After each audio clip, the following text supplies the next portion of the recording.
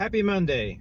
Let's talk about character types. A while back, I made a fun little post for my own use as much as anybody else's, but it was 577 different types of characters. Just for the fun of it, I think I stuck it all together and tried to pick as many of my types of characters as possible. The baseline problem that I was having was when I'm writing characters in fiction, it's easy to write the same kinds of characters again and again. But the reason I built that post with all the different character types that I could potentially use in a fiction story was because I wanted to tie together different types of characters into a story. You're going to have your main character, your protagonist, male, female, whatever.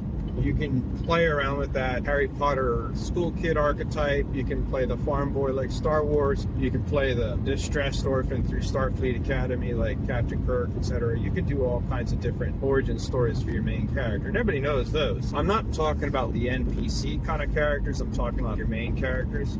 It helps to have that mentor figure, be it a human or some kind of monster, sentient monster like a dragon or something like that, which I have used.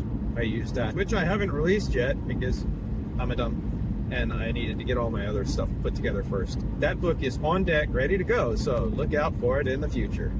Putting the sales voice away. In that book, the mentor's a dragon. There's a number of different character opinions towards your main character. You've got friends, you've got people who are neutral, and you've got people who are enemies or rivals. Then there's a whole bunch of different subsets within those. You can have an educational mentor, like a school kind of mentor. You can have a grand wizard kind of mentor. You can have a gruff warrior mentor. You can have your strong silent mentor. Let's pull in another piece of good science fiction. It's not mine. And we'll look at the Fallout series real quick. The girl, the main character, and the guy, the knight, they're wandering around in the wasteland getting slaughtered because they're both young, dumb kids.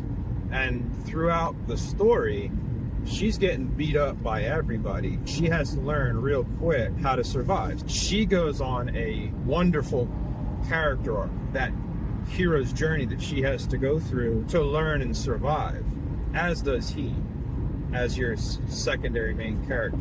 Just because a character starts as somebody who's neutral or somebody who's a rival or an enemy and you're in conflict with that person at the beginning doesn't mean that you're going to stay in conflict with them. It's been long enough, so hopefully I won't spoil. There's a character who starts out as a hardcore murderous villain. Throughout the series, his character is colored in and you realize just the extent of this guy and how much further down the road he is than she is. And if you've seen it, it's really well written. Towards the end, there's a complete realignment and you realize that your friends have turned to enemies and your enemies have turned to friends. Who are you learning from? So there's a hell of a moral dilemma in there that is very well described throughout the story arc of the first season of Fallout. That's why that's such a magnificently written show. When you take those archetypes, you take that villain who kicks off the violent raid at the beginning. Who is she?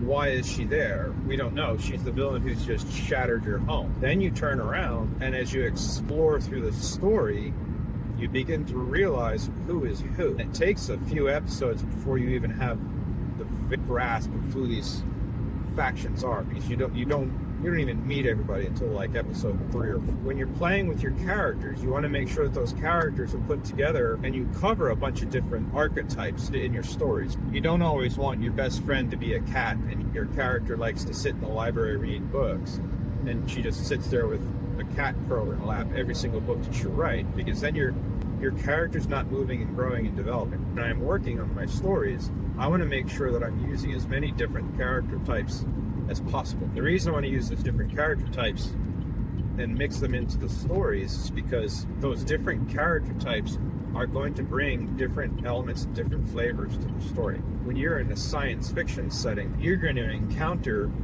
the same kind of merchant class that you're going to encounter in your high fantasy book. Your high fantasy book, you're going to have the guy who sells you weapons. High fantasy, they're selling swords and shields and axes and knives. In the science fiction setting, they may be selling pulse rifles, chemical rounds. They may still be selling knives.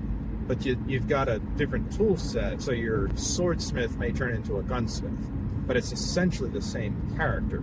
You'd have to modify it for the timing and the setting so that it makes sense. You can do that. You can pull these lists of characters when you're designing your story, and you can start setting them into play. The story I'm working on now, my Neolithic story, is about 10,000 years ago, 12,000 years ago time frame. So the people are fundamentally the same. Priorities are vastly different because they didn't have things like the internet. So how did they explain things? They'd sit around the fire at night and they'd tell stories. Instead of doom scrolling on social media for 4 hours, they would cook their food together while the sun was still up.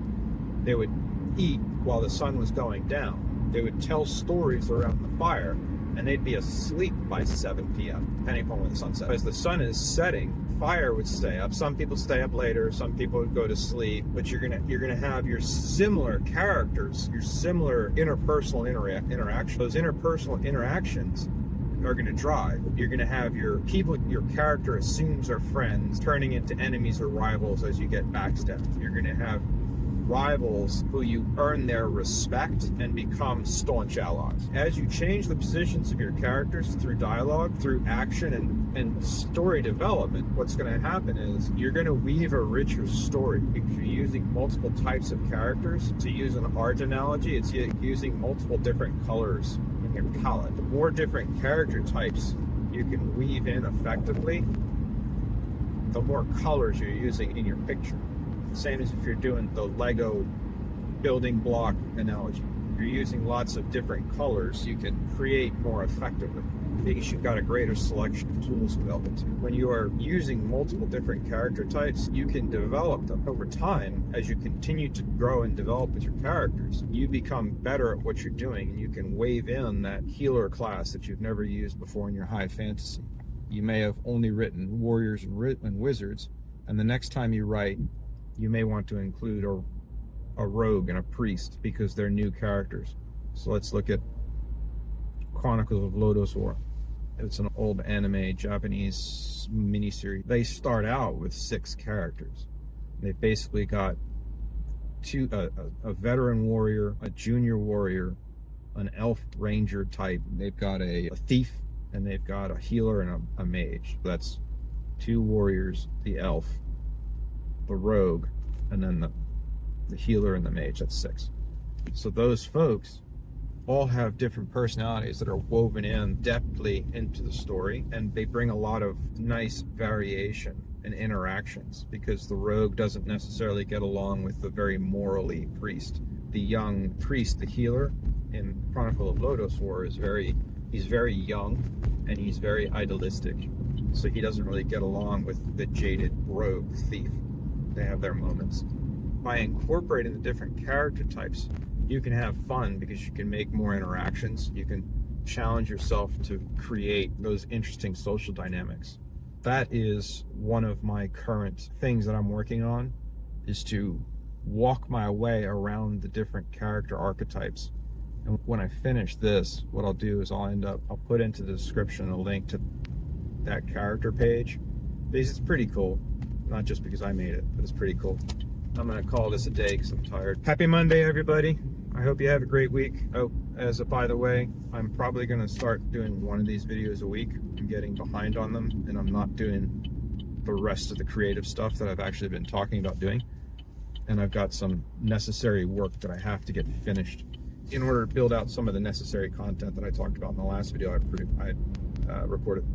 We are going to alter our schedule on these, and I'll try to pick better topics that everybody's interested in. Hope you have a great day. Enjoy your week.